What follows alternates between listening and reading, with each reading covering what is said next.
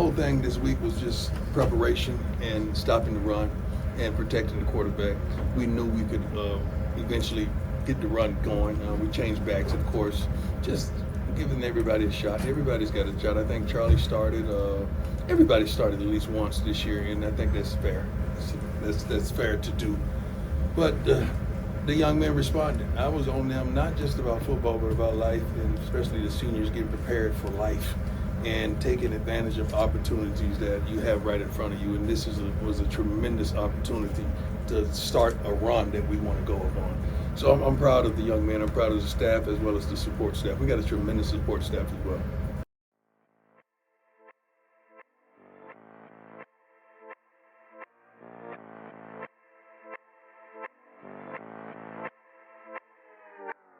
Welcome into a new BuffStampede Radio. Adam Munsterteiger, the publisher of BuffStampede.com, joined by football analyst William Gardner. William, we go from a bear down, beat down, and now the Colorado Buffaloes are gearing up for a game against the Bearcats in Boulder. I got to say that was a fun Saturday afternoon in Tucson, and the weather was just gorgeous out there. What a fantastic day out there, and a lot to talk about from this football game. Yeah. So the bear down, and then the Bearcats, and then I thought you were going to go with Cincinnati chili and the chili on the spaghetti and that kind of stuff. But Skyline chili is pretty good, man. I've tried to recreate it at home. I haven't got the authentic thing in Cincinnati, so I'm looking forward to that when the Buffs take a trip out there. Yeah, we lived in Lexington, Kentucky for about 7 years when I was a kid, which is close to Cincinnati. We used to go up there all the time and go to Kings Island and all that kind of stuff. But I guess we're not going to Cincinnati. So if when the Buffs do play out there, you'll need to go out to Kings Island, which is kind of like their version of Elitch's. And they have Skyline. They have a Skyline chili out there. Yeah, I think. Well, that's where it comes from. Is from Cincinnati. It is. Yep. Yeah. And you can get it 2 ways, 3 ways, or 4 ways. 2 ways is with the cheese. I think 3 ways is with the onions and cheese. And 4 ways is with cheese, onions, and beans. Which way are you going there? I'm going 3 ways myself. I couldn't keep track of them all, so I don't know. We'll get all back right. to. Well, that's for another podcast in the future. Let's talk about the beginning of this game, William. The onside kick.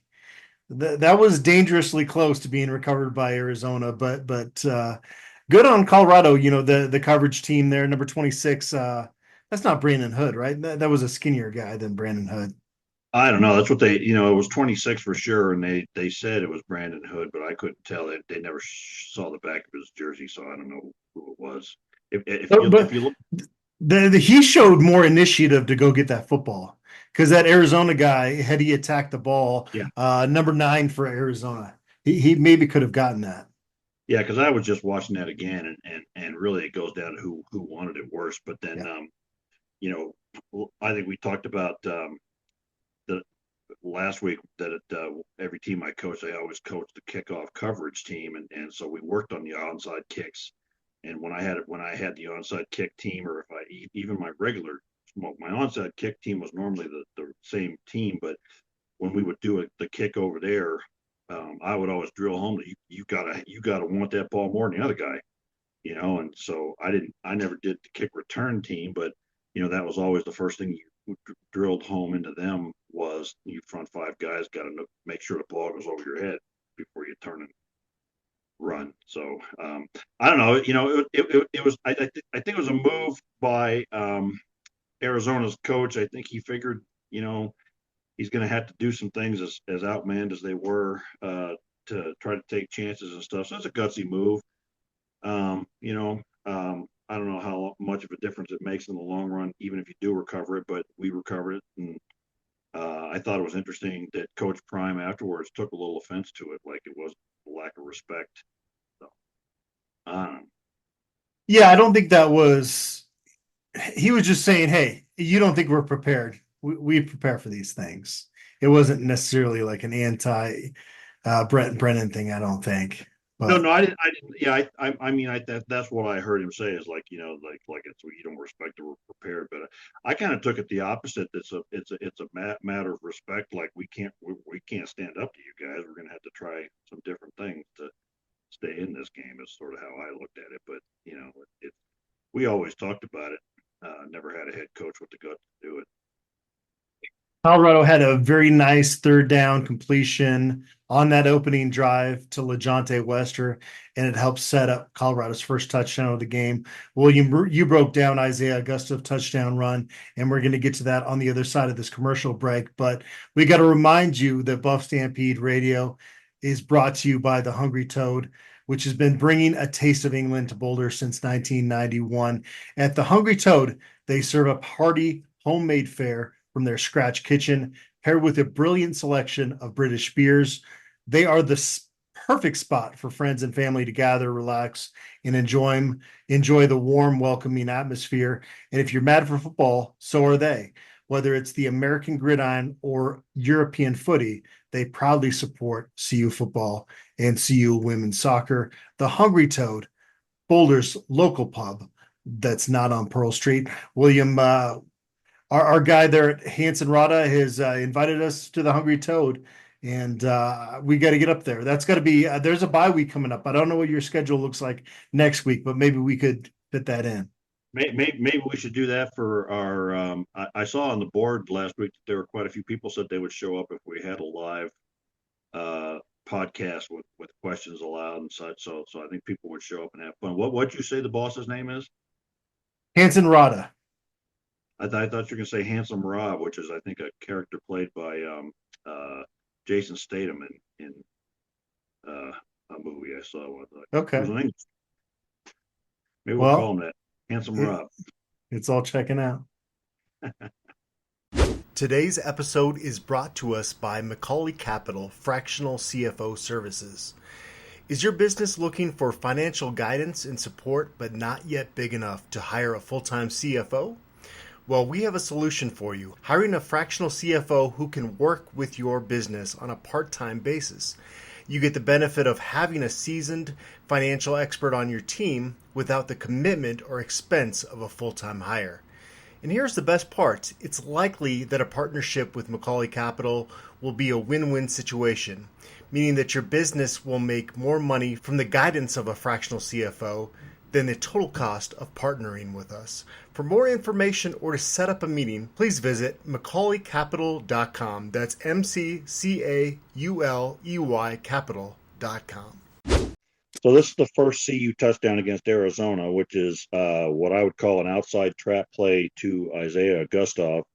In a trap play, we pull a lineman, and it's called a trap play because we trap a defensive player. So in a normal trap play, we would be trapping this defender right here. It means we would not block him. We would block this guy out this way. And what we want him to do is come running across the line because he doesn't get blocked. And he's trapped back here. And this guy coming across would pull this guard and you would have an angle and take him out and you'd run right up here. So in this case, what we did instead was what I call an outside trap. We're trying to trap this Mike linebacker who's walked out here in this particular goal line set. So we're in a goal line set. Essentially, we're two tight ends. We've got two of them back as wings instead of on the line tight ends. They've got 5 linemen. They've got 2 linebackers here and here. They've got the Mike linebacker walked over here. They got the strong safety walked up here and the free safety walked up here.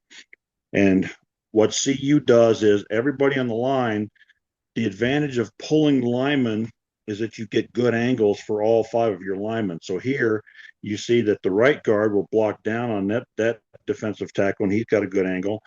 We're going to double team the nose guard here, and then the left tackle is going to have a nice angle on that defensive tackle. And we're going to bring our tight end, in this case it was Smalls, across the formation at the snap of the ball. We don't block this guy. We leave him unblocked, figuring he can't get there and fast enough to make the play. Our running back takes a step this way and then immediately comes back behind this block coming across. And what ended up happening here is both the Mike and the outside linebacker come crashing down hard. And Smalls comes across and gets a really good block on the Mike linebacker. Gustav takes his step. He gets a little bit wide, but goes right up in this gap.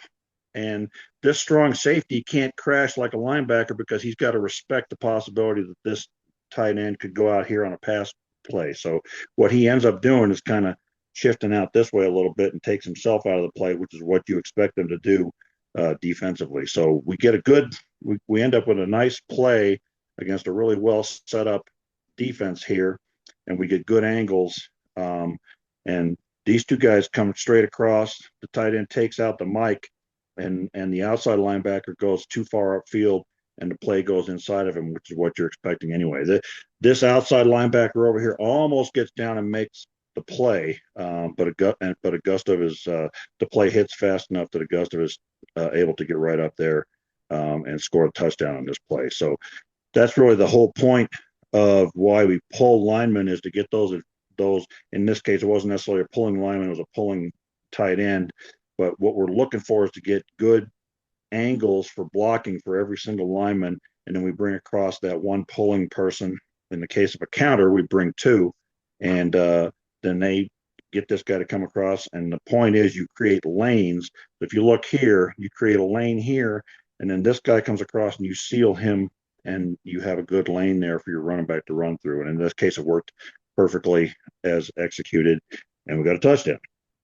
Great stuff there, William. And unfortunately, on that play, Sam Hart got hurt. His knee kind of got rolled up on that play. So thoughts out to him, and speedy recovery wishes there. Arizona's first play, you also want to break down for us, right? Well, that, I know it's a downside to Sam Hart getting hurt again, but it did get Morgan Pearson in the game when we targeted him down the middle later on. So he was open. Yeah, he was, and the pass was just a little bit off, uncharacteristically for Shedeur. But nice to see that they have confidence in Morgan Pearson now to play him at that tight end as well. And while I'm on that subject, Savell Smalls had another 8 or 9 yard reception. Did get a first down this time, but it made it 2nd and 1. And so we'll talk a little bit at some point about the change in play calling that put us in a lot of 2nd and 5 and 2nd and short situations, which really opens up a bag of tricks that you can use as an offensive coordinator. But you mentioned I did a little diagramming of some plays here. We did the whiteboard there. We're a work in progress in terms of the technology. One of these days we're going to get it all set up where we could do video, and I'll mark with the telestrator and all that sort of right. But for now, we got my low rent old school play diagram. So this was the first play from scrimmage for Arizona, and this was a counter play. And so the play we just diagrammed for CU was a trap play. And for those who don't know your terminology for offensive play calling, a trap play, you pull one lineman or tight end, and on a counter play, you generally pull two. So on this first play from scrimmage, if you take a look at what I got here, you've got Arizona in red, and they end up pulling their backside guard, and they did that same pull across the formation with the tight end. And what they're hoping for is that the defensive end will come running upfield, and then you can block them completely out of the play. Now, when you're coaching defensive line, the coaching point for a defensive end is if your tackle blocks down, and in this case, what I mean by blocks down is this defensive end over here is BJ Green. And when his tackle goes inside like this, and he goes to double team and then up to the linebacker, when that guy disappears, you got to get right on his heels and stay right on the line of scrimmage. So you do not get blocked by the trap and the counter. And in this case, and then what happens when you've got this counter is you've got two blockers coming across, and they're hoping to catch this defensive end and this linebacker.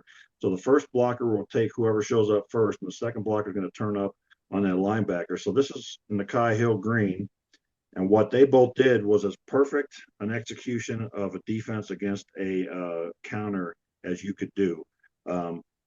If you watch this film, and I'll try to get it up on the board. If you watch this film, you watch Nakai Hill Green and Levante Bentley, and they both got their eyes on the offensive lineman. And as soon as they see that pull, they both know what's happening here. And Nakai Hill Green comes screaming into this gap, which is going to be his hole. BJ Green is going to get right off the heels of this guy and crash that first block and take it out.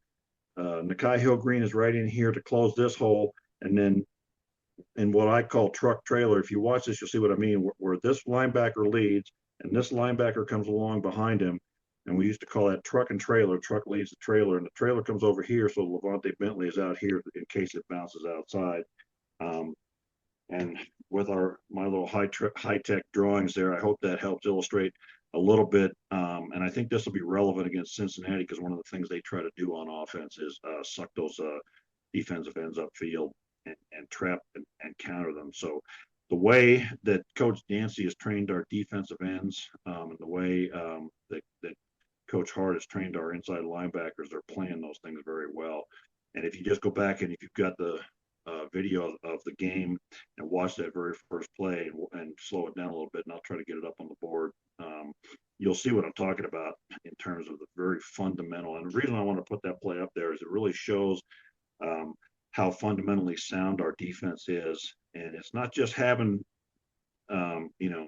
dudes, which we got plenty of those, but they have to play well, and they're playing well and they're being coached well. So that's just, I wanted to kind of touch on that a little bit.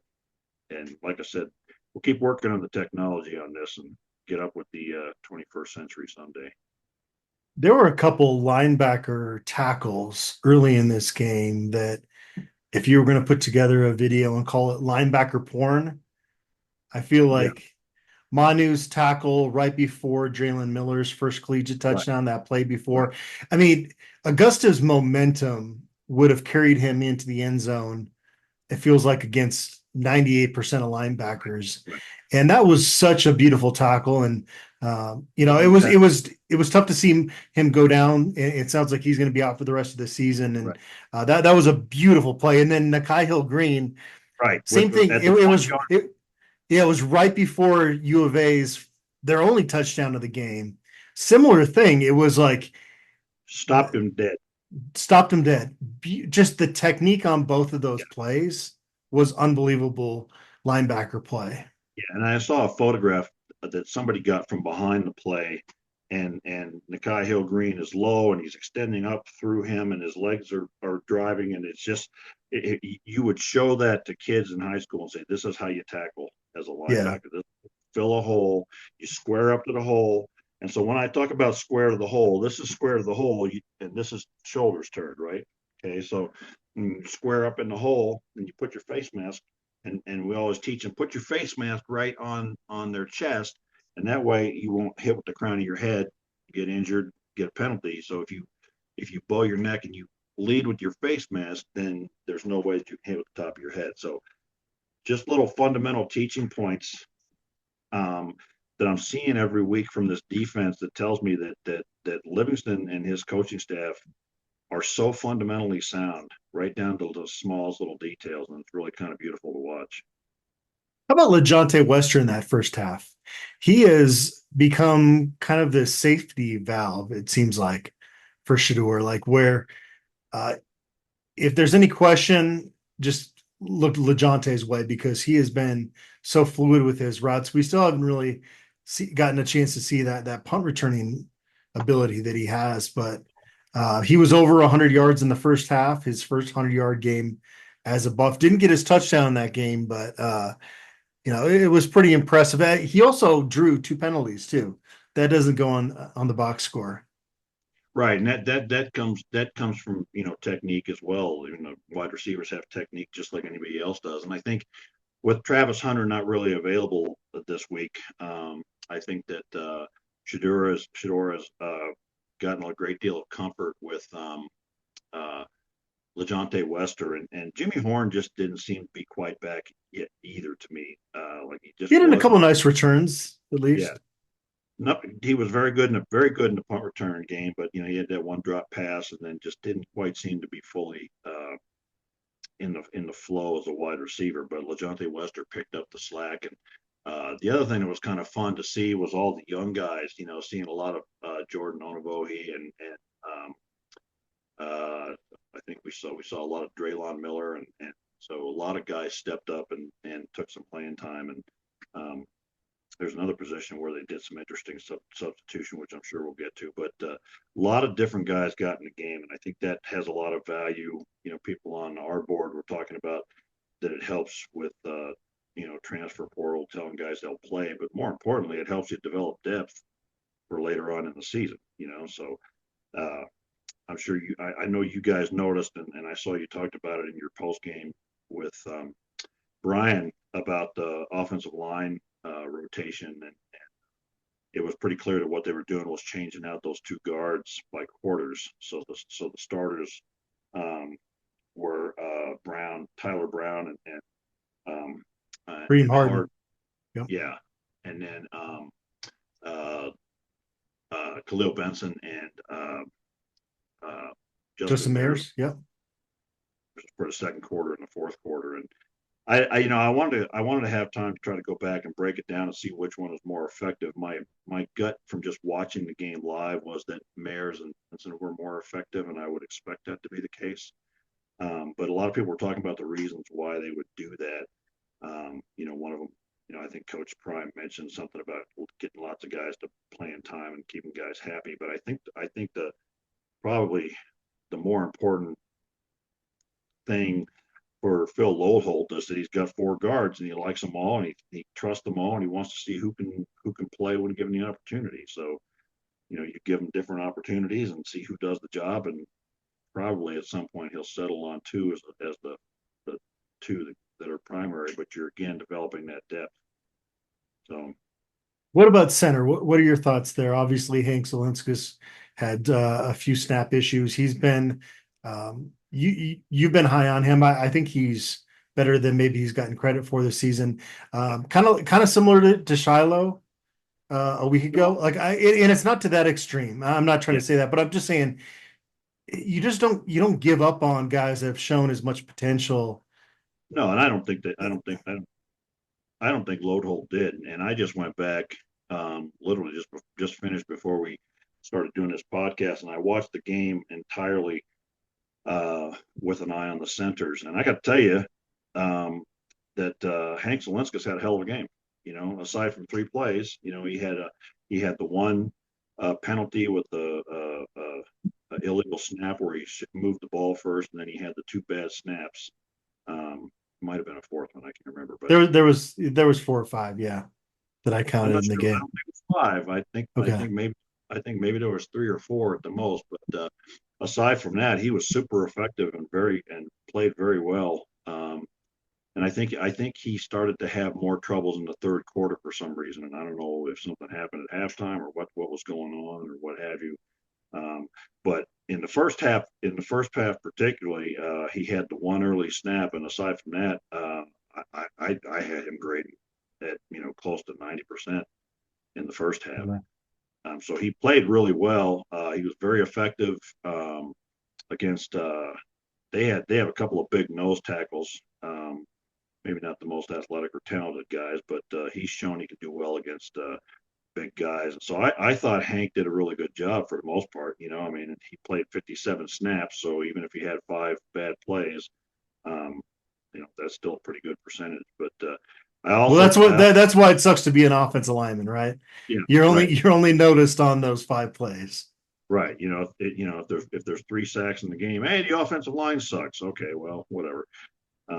And I think people have been talking a lot about Cash Cleveland coming in, and I think he was jazzed up to get in there, wasn't he? Yeah. You could just tell he was excited, and his family was too, which was a lot of fun. Somebody put that up too. But I think that Loadholt had 2 things in mind there. I think maybe on some level sending a message to Hank to get his head in the game, or maybe he was just like time to get him out of there because I don't know, like a relief pitcher or a pitcher that gets frazzled, time to pull him, whatever. But I think also. I said a week or 2 ago when they came out with the latest depth chart and it had Cash Cleveland number 2. And I said, if you really think walk-on freshman is a number 2 center on the team, you're kidding yourself. Well, as often happens, I was wrong. And he is the number 2 center. So I think Phil Loadholt saw an opportunity up by a couple of scores, 3 scores, whatever it was at that point. And a game, this game was not ever close. It was never close. Yeah. and it was total domination. I think he saw a There, good well, there, opportunity. there, there was one moment. I'm sorry to cut you off. There was one moment that I was nervous. It was when it was 14-7, 4th and 10, and you were just outside of Mata's range. And that's when Shador connected with uh, Hunter, one of Yeah, his big plays. And that was a moment that said, Colorado's got this today. Sorry to cut you off. You no, continue there. But that and was the one moment in this game where I thought, okay, this could turn the other way. Because you give Fafita the ball back if you don't get that first down, and it's 14-7, who knows? But the momentum was lost once they completed that pass, I felt like. yeah, and I think the first four times we had the ball, we got a touchdown. So I think you know, at that, I don't know. I guess I felt pretty confident at that point that whenever we needed something, we were going to find it. I think they talked about it on the TV broadcast that the decision to go for it at that point, it's just on the edge of Mata's range, and you're going to put the ball in the hands of your best player, and you got at least one guy out there, LeJohntay Wester, who they haven't been able to cover all day. So I think I feel like it was a fairly high percentage move, even if it was 4th and 10. Yeah, worst case scenario, they get the ball at the 30. Yeah. Yeah, and they hadn't really threatened our defense too much. But then going back to Cash Cleveland, I think that Phil Loadholt saw an opportunity where he could get him in there and get him some real reps against a first team defense. The game, I wouldn't say it was still in question, but it's still a game. It's not garbage time. And so I think you take that opportunity to get Cash Cleveland in there and let him play against their first and second team nose tackles and such like that, and get him some real experience making the line calls and things of that nature. And again, one of your jobs as a coach is to develop depth. And previous succession of tomato cans we've had as coaches here never did that. Okay, well, not that we were ever ahead enough to put in guys, but that to me was a good move on a variety of levels.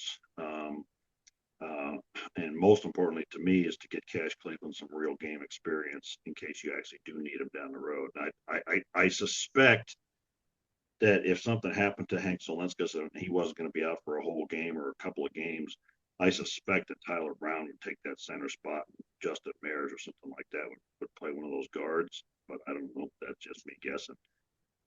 It's funny when you rotate 8 offensive linemen and only give up 1 sack, you can Yeah. highlight the fact, yeah, you got guys, you got a Cash Cleveland, more experience, you got Justin Mayers and Khalil Benson in there. So especially you don't want that offensive line room to go sour with guys that are just not happy.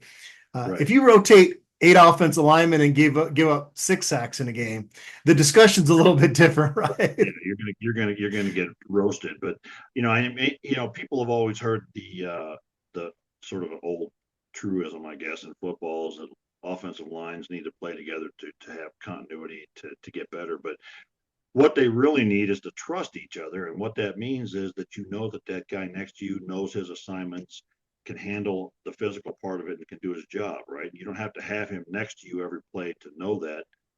They've seen enough of Mayers, and so like the way they did this, Zelenskis and the 2 tackles, Houston and Seaton, stayed in there, and the guards changed. But those 3 guys have all played with all 4 of those guys, and they know they can count on those 4 guys, and so you have that continuity because I know I can do my job and not worry about you doing your job, and that's really the continuity that you're looking for.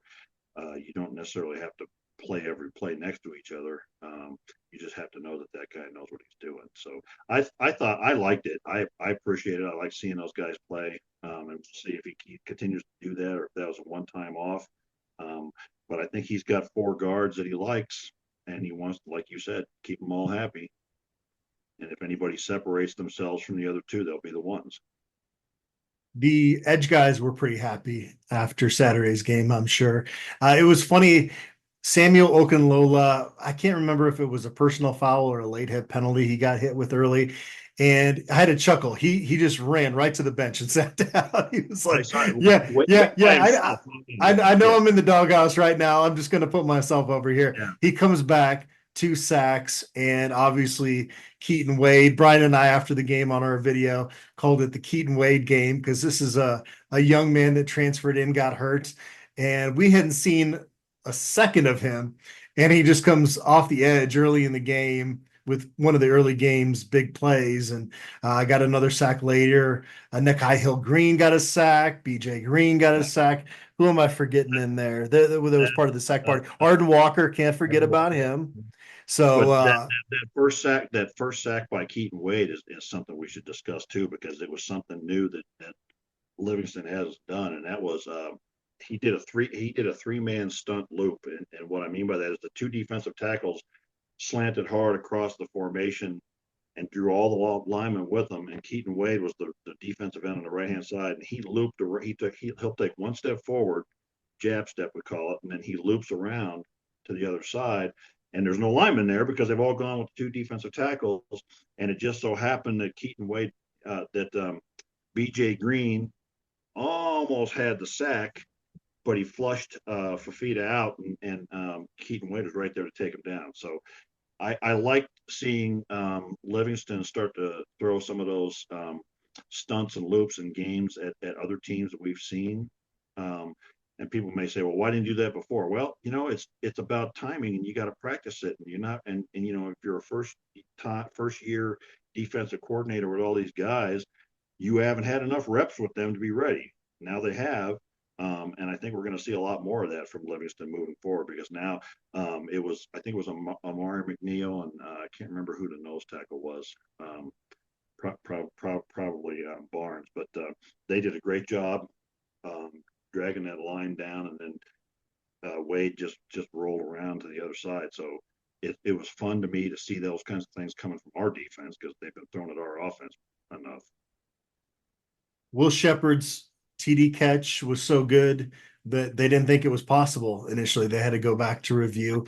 It kind of reminded me of like a couple of those Bryce Bobo catches we got back in 2016, where beautiful throw. I mean, it was right there, and I mean, it was a very precision play that was one that is worth celebrating here a few days later. Yeah, and he got that inside foot in, and on the replay, it was very clear that it was very, very clearly a catch. And I thought the refs did a good job in this game. Like there was that play where they got it right, and then there was another one where they actually called a illegal block on Will Shepard.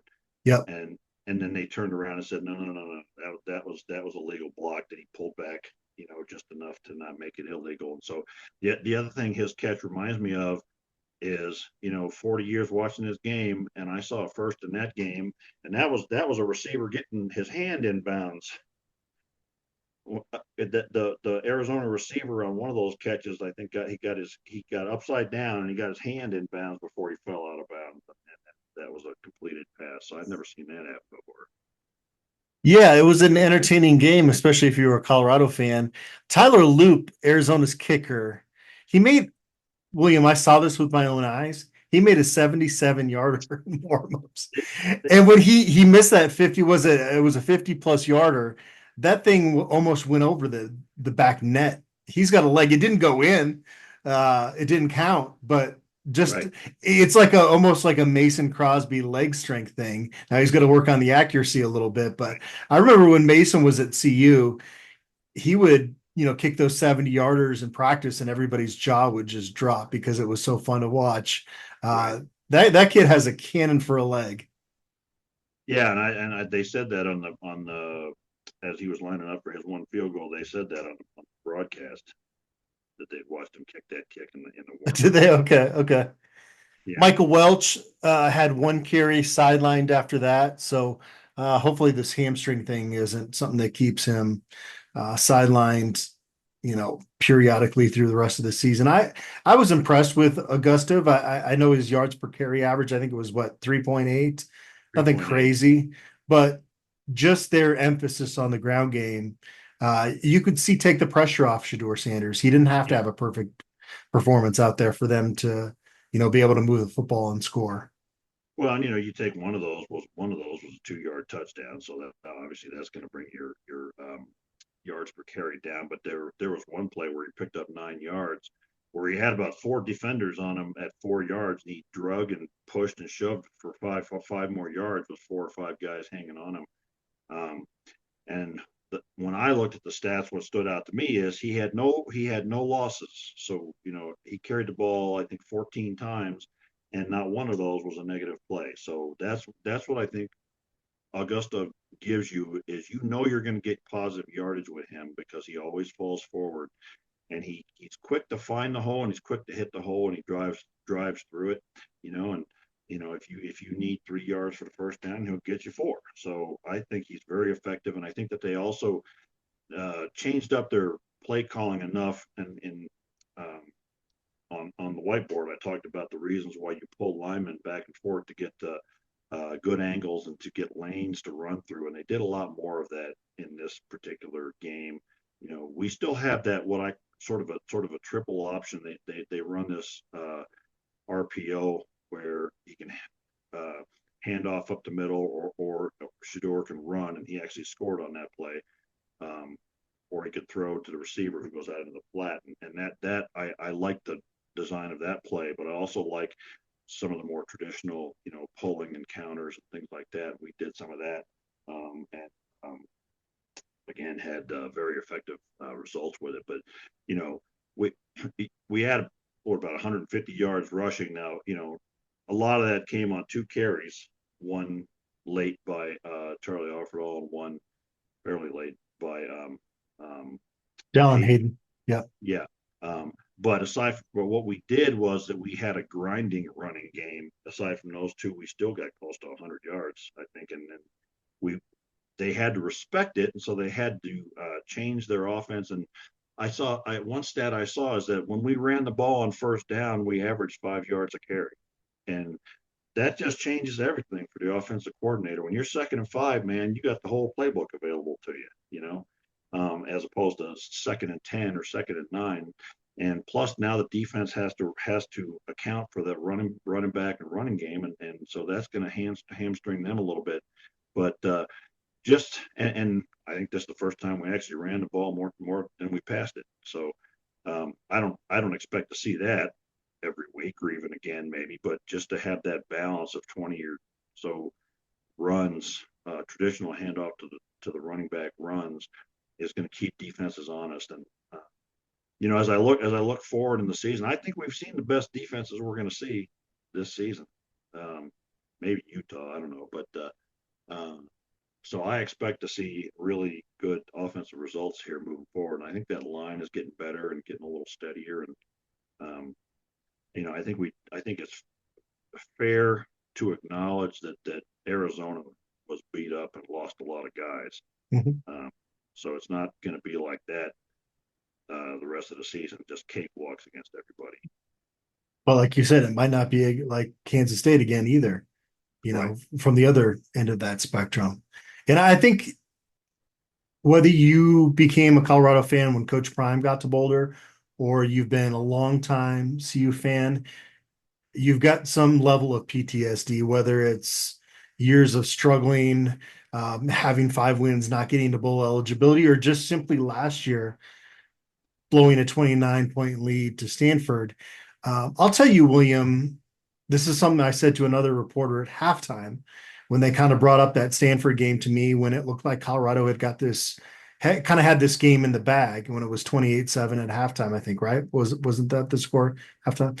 And I said, the makeup of this team is different. And I pointed to the fact that there were 3 turnovers on 6 plays late in the first half, and 2 of those were Colorado turnovers. That would have destroyed a Colorado team before. What does Rob Livingston's defense do after that second turnover? 3 and out. Yeah. That was the moment when it was like, you need to kind of let go of some of this past trauma with CU football, because this team is built a little bit different. Do you have any thoughts on that? After the first turnover, they got it back. They did. Create another turnover. 2 plays later. Yep. Yeah. So Yeah, and they mentioned on the television broadcast that Robert Livingston really has a handle on the quick change. And I don't know if you haven't played football on the defensive side, or been around it as a coach or whatever. There's a quick change drill, and what that means is that big change in momentum, right? All defense is over on the sidelines talking things over, and boom, all of a sudden you got to run out there because there's a fumble, right? And so you practice it in practice, and the goal is always to have everybody immediately get out there and go full bore and try to turn things around, and so take advantage, and make a positive out of a negative. And they just really seem to have done a great job on that in this particular game. That they just were always ready. And everywhere I look on the defense, I just can't find anybody that doesn't deserve superlatives. And you look at here we're 7 games in, right? And guys are coming out of the woodwork, man. Keaton Wade out of the woodwork. Who's the let's see, who's the cornerback that had Colton Hood. Colton Hood. Now, he didn't necessarily come out of the woodwork, but 2 games in a row, all of a sudden he's had huge interceptions, right? And he wasn't supposed to be one of our top defensive backs, but he certainly is now. And then you see all the wide receivers stepping up and getting playing time, and different guys on the offensive line, and there's just so much depth on this team. And I don't think people outside of Colorado know that too much. After that Colton Hood touchdown late in the game, CU basically took over at Arizona Stadium. It was pretty incredible. Obviously, the Wildcats faithful started leaving, and a lot of those folks are probably looking forward to basketball season already. But the Colorado fans all just moved down right behind the CU bench. I went down there with like 8 minutes left, and it was just cool to see them really take over the stadium the way they did. Just having fun. I thought there was a funny thing. Somebody they posted this on the game telecast where the line was like Arizona plus 2.5 or Arizona 2.5 point favorites, and somebody, one of their local media had put on Twitter, isn't it a little early for basketball odds? Yeah, well, I think Tad would be happy with only being a 2.5 point underdog going down to Tucson this year. We'll see how that pans out for them. Just to go back real quick to your talk about our PTSD, and I think if I say this, you'll agree with me that it has there been a team that has been more of a thorn in our heel in the last 10 years in Arizona in football? How many times I got to bring up this Khalil Tate 327-yard rushing performance? That was the Affleck trivia question on the TV broadcast.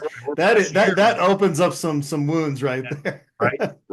But then there was last year, where we should have beat them, and then it just seems like there have been several times in the last 5 or 10 years where they have given us a game or beat us when they shouldn't have, or we should have won when we shouldn't have. I don't know, but that program's in trouble though, because McMillan is going pro.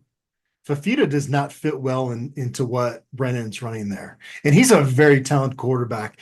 I don't know anything. I'm just saying, I see him transferring after the year.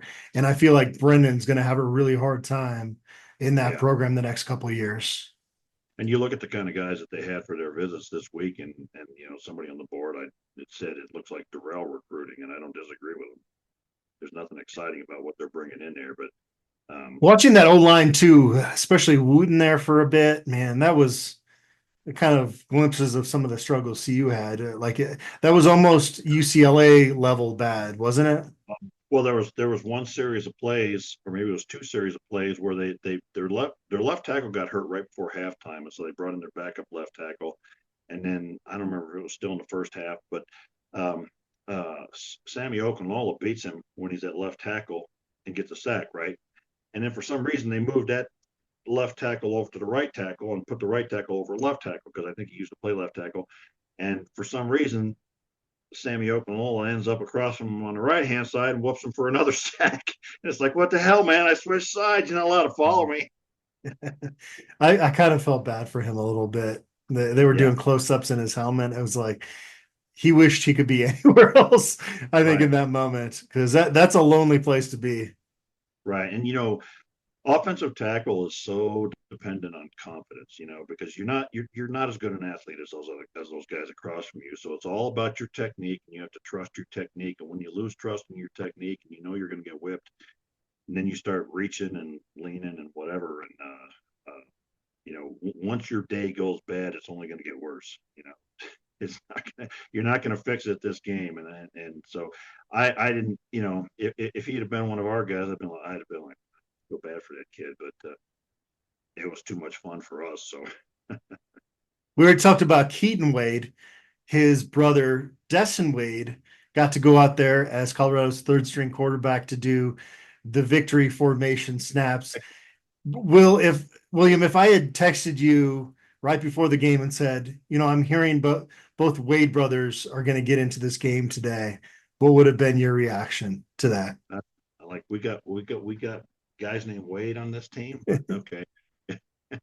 I kid, but because I remember those guys coming from Kentucky, and I remember thinking that the defense guy probably had a better future than his brother, but remains to be seen with the quarterback brother what he's got. But by the time you get to the seventh game of the season, you figure,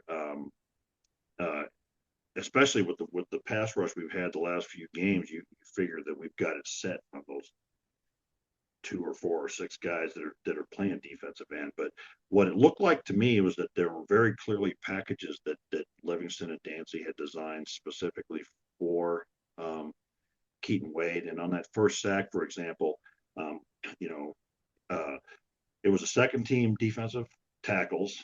And I think it was Taji McCoy at one end, and it was Keaton Wade, and then BJ Green was out there as well. So Keaton Wade was in as an additional linebacker, and we were in a dime. So both Nikhil Green and Levante Bentley were out of the game. So it was a very specific package, and I thought that was interesting that with that specific package of players that we ran that 3-man stunt game.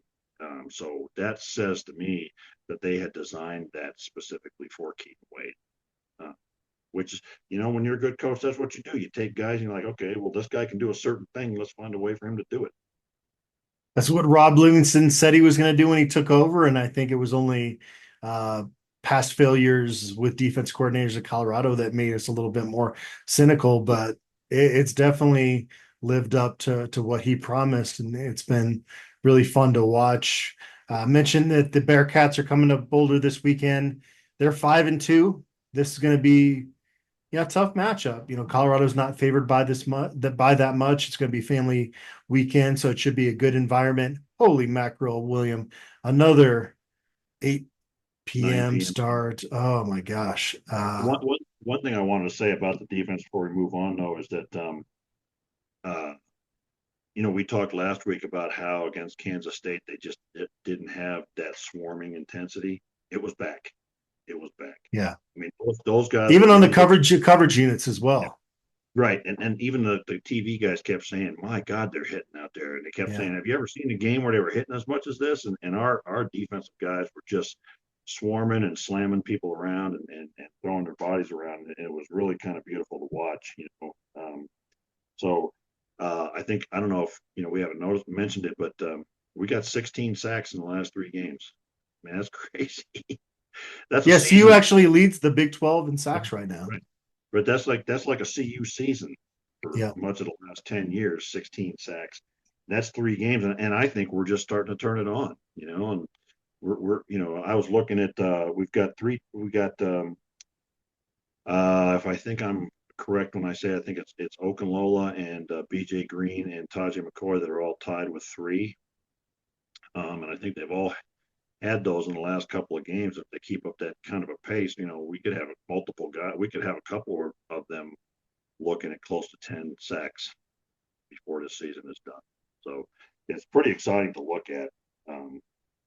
So I think that Livingston, one of the things I mentioned to somebody was that, we talked about why they hadn't run these plays earlier and why, the fact that Livingston's new with these guys, he's finally starting to figure out what each guy can do and fit them in different ways, and that just takes some time, you know. It's like somebody asked me about why is Lodeholt 7 games in still playing, you know, 4 guys at guard. Well, there's a couple of different answers. Number one is he wasn't here last year. He doesn't know these guys, you know, so it takes time to get to know what they can and can't do. And then the other thing is, if he's got 4 guys and he likes them all, he needs to keep them playing. So, you know, I was at Wake Forest 1 year, and offensive line actually platooned 10 guys because he trusted them all and wanted to get guys on the field and playing. So It just kind of depends on the makeup of that group, right? You've got to be able to sense that and feel kind of what's best based on not only the talent but just the mindset of that room that you have if you're an O-line coach. right. I mean, I think that's part of what you do as a coach at any position is you really have to talk to your guys and know who they are and how they're responding to each thing each day and all kinds of things like that. So I've been impressed with Lodeholt so far this season. And one of the things that really stands out to me about this team is they get better every week. They get a little bit better, you know. And, they're fundamentally sound, and the players develop and get better. And you know, so like, you know, Sam Hart goes down and Morgan Pearson steps in and gets the job done. So Savell Smalls at tight end is getting better week to week, and that a lot of times, you know, coaches will make sure that their starters are coached up, but the backups aren't. But you know, you put in the backups on this team, and they're fundamentally just as sound as the starters. So I'm impressed with this coaching staff. I'm impressed with what they're doing, and I don't know. They seem to be listening to us. You know, like I've been saying, Gustav needs to be number 1 back. Now he is. Thanks, guys. Like I said, Cincinnati coming to town to this coming weekend. What's your nervous level now that they're 1 win away? Because you think about this, William, you get to 6 before the bye week, then you start to really talk about what can happen on the other side of that. You go into it 5-3, and then you're still kind of searching for that bowl eligibility. You're gonna have to coach against a little bit of complacency if you get that 6th win going into the bye week, the second bye week. But I'd rather have that. And we've just seen so many Colorado teams get to 5 wins and just not be able to break through that barrier. Well, but I think also that you know. But again, this is not the same team. I'm not saying that. I just right. Again, but it's also we're not playing that Pac-12 schedule. We're not playing with the same coaches. We're not playing with the same players. And there's a lot more talent on this team. There's a lot more talent on this coaching staff. And quite frankly, it's curious how the Big 12 has turned out this year. That you know, going into the season, we thought, hey, we got this tough schedule. Well, as it turns out, the 2 best teams in the conference, we don't have to play them. You know, so I look at what's left on our schedule. I'm looking at it right now, and there's nobody that scares me. You know, Utah would have been a scary game if they were playing it like usual. Oklahoma State would have been a challenging game. You know, and you look Kansas, at somebody, yeah, Texas Tech, what they got worked by Baylor? No, is that right? They got beat pretty solid by Baylor. Baylor beat them 59-35. So, you know, you look at them, you're like, well, we ought to be able to beat Texas Tech. So my level of anxiety for Cincinnati, to be perfectly honest with you, is pretty low. I think, you know, we've said this several times throughout this season. I think we said it first after the UCF game.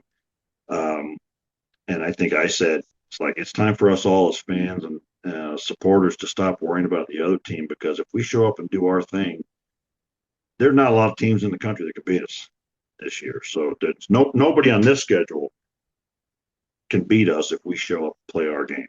You know, if we show up and play the way we played against UCF or even against Arizona, and you know, and I'll tell you, the thing that's most encouraging about the Arizona game is that Travis barely had any impact, and Shador didn't have a very good. Well, I wouldn't say we didn't have a very good game, but he didn't have his best game. right.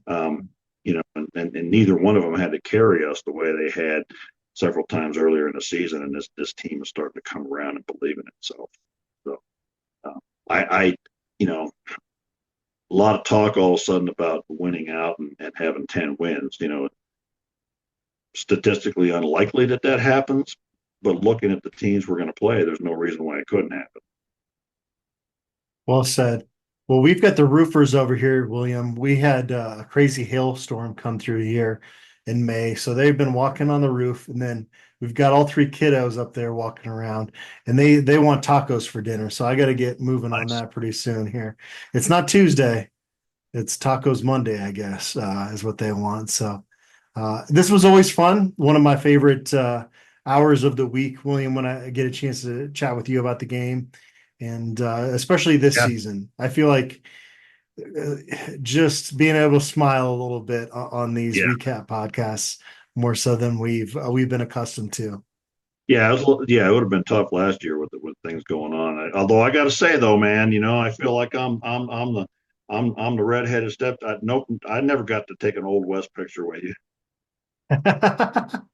Hey, next time we find ourselves down in Tombstone, it's a date. We're gonna do that. All right. Well, we gotta set up our live podcast at The Hungry Toad. Hungry Toad. I was going to say that. I thought I was wrong, but we got to get that going, and then we'll have to figure out when we're going to do this next week since we got another midnight game. But Oof, yeah.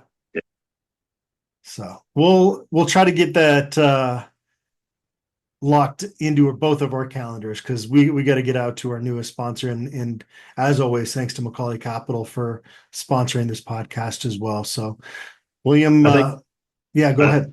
I don't know. I was just sort of thinking to myself, how well things are going this season, and I don't know that nationally that people are taking notice. We're not getting votes in the top 25 or not, but I do feel like all the stupidity has stopped. Like the dumb stories about this program and Coach Prime. I got to find some wood to knock on right now. I feel like right. But I think people are starting to sit back and go, hey, you know what? Coach Prime is doing something out there, and William, they just were not paying attention to the right. guys that were being brought into this program. Right. They weren't doing the research. Yeah, and I think that they weren't following that, and I think we were all watching it very closely. And somebody made an interesting point today. Who's the guy at Indiana? The new guy at Indiana. Kurt Cignetti. Kurt Cignetti. He comes in and he totally revamps the roster in the transfer portal, and there ain't a word said. Nary what this old Western song about the never has heard a discouraging word, but Coach Prime does it, and oh my God, it's the most horrifying thing anybody ever heard of. But I think that the point of it for both men is that you can change a team very fast now via the portal, and I think they have both done that. Cignetti didn't have near as much to overcome with the roster he inherited as much as Coach Prime did, but it's interesting to see these two teams, and yeah, needless to say, I'm bringing that up because they kicked the crap out of the cornholers, and I got to get a little chuckle out of that on the air. But it is interesting, I think, and then you see the Cincinnati game and some of the kids we got coming in. I think our future right tackle is going to be here Saturday night, and knocking on wood again. And it's just exciting, just fun, and Coach Prime has really got something going here. And if we keep stringing together a win each season or each week, we're going to be again. If we're got 7 or 8 or 9 wins as we go down the stretch, we're going to be just like we were those first 3 games last year. They're going to want to come here and see what we're doing. I agree. Good stuff, William. Appreciate you as always. We're going to get that trip up to the Hungry Toad set up in Boulder. And maybe the next time we talk, the Buffaloes will be bowl eligible. We can only hope. I appreciate you, William. Yeah. And I appreciate everybody out there for tuning in.